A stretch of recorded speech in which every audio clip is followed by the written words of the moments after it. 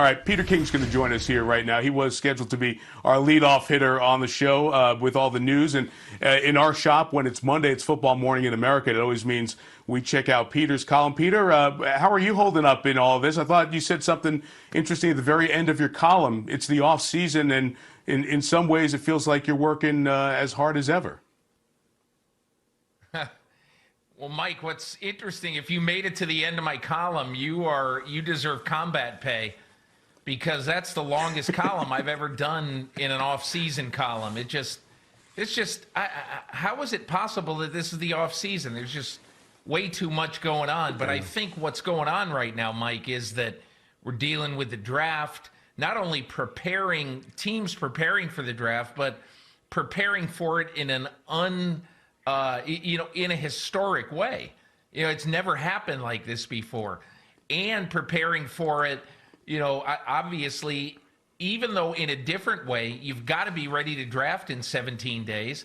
And now the networks even are preparing for it in a different way. And could we have Roger Goodell doing the picks from his house in Bronxville, New York? So it's all pretty weird. It's all straight. Rich Eisen used to work at ESPN, so he can work and cover along with the ESPN guys if the NFL Network and ESPN does one package broadcast, which would make a lot of sense given everything that we're up against here. Peter, let me take some of these issues in order, and let's start with the draft and the things you were talking about in your column.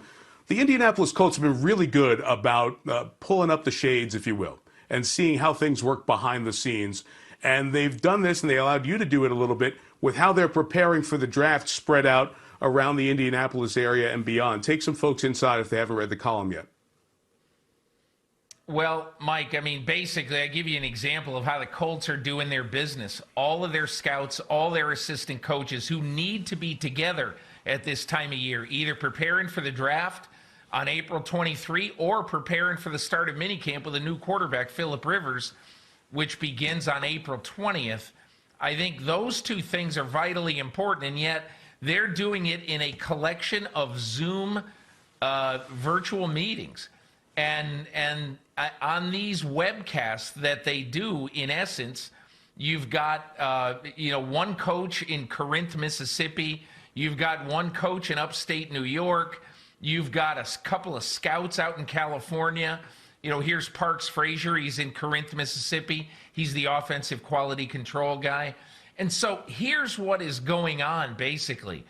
A guy like Chris Ballard, the GM of the Colts, and Frank Reich, the coach of the Colts, are having to tell their guys, hey, look, it's the same for all 32 teams, and there are no excuses. But last Thursday, the Colts basically had all of their coaches basically come into one Zoom meeting, 19 coaches on their staff, and they talked all about the defensive tackle crop, and they all made their comments about what should be the order of their guys in this draft coming up on April 23rd. So, Peter, we're so used to all these teams coming together. Let's go to a pro day. Let's fly a guy in, all of that stuff. There's technology jumping in there. You point out many of the privacy issues, Zoom bombing that has come up over the last couple of weeks, have some folks really concerned. And that's the point I want to go to.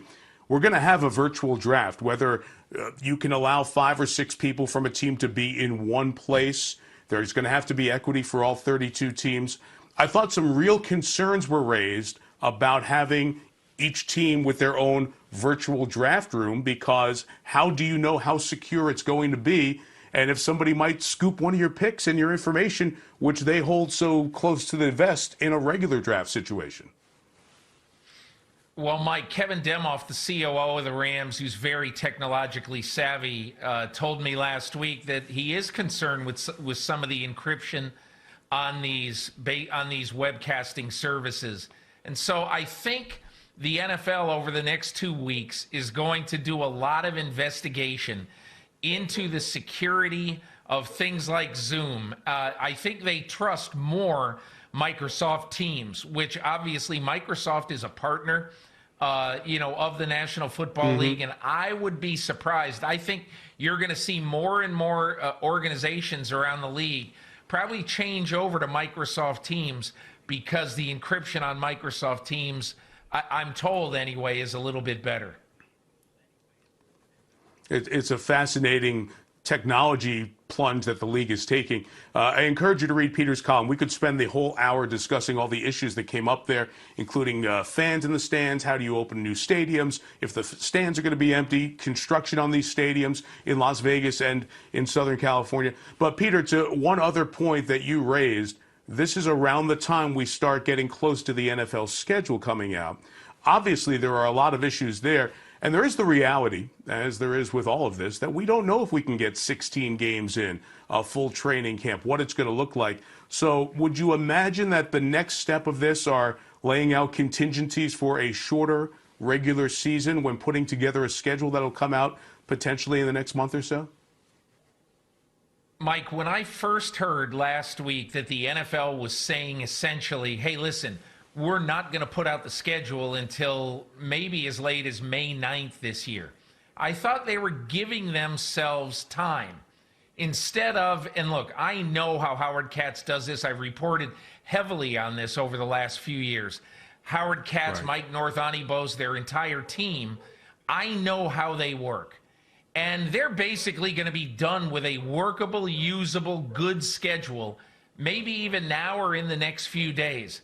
But I believe, and this is not set in stone, but I believe that what they're doing right now is also getting makeable 12 and 14 game schedules. And Mike, the way I figure it is, the NFL on a 12-game schedule without a bye could start as late as October 18. And if that happens, either with or without fans in the stands, that still gives the NFL a chance to have a representative season, along with keeping the playoff schedule on course to start on the weekend of January 9 and 10. Well, if this was a little teaser for the entire Football Morning in America column, it always ends with a haiku. So why don't you share that with everybody if you don't mind? Well, I got to like my haiku today, Mike, because as I know, having a dog, my dog Chuck, stay home. Please stay home. Okay, you can walk the dog. Otherwise, sit. Stay. I love it. And I keep saying, Peter, that we should have a dog Olympics after this because all of our dogs are more fit than they ever have been. The column is Football Morning in America. It's every Monday on NBCSports.com and catch it where you catch your social stuff. Peter, thank you. We'll talk to you along the way. Appreciate you hopping on. Thanks very much, Mike. From Peter King to the slide job duo, if you will. Dale Earnhardt Jr. and Chris Collinsworth, our NBC Sports family, going to join us as we continue Lunch Talk Live here on NBCSN. Hi, I'm Mike Tirico, and thanks for watching. Make sure to hit subscribe for the latest news and highlights from NBC Sports.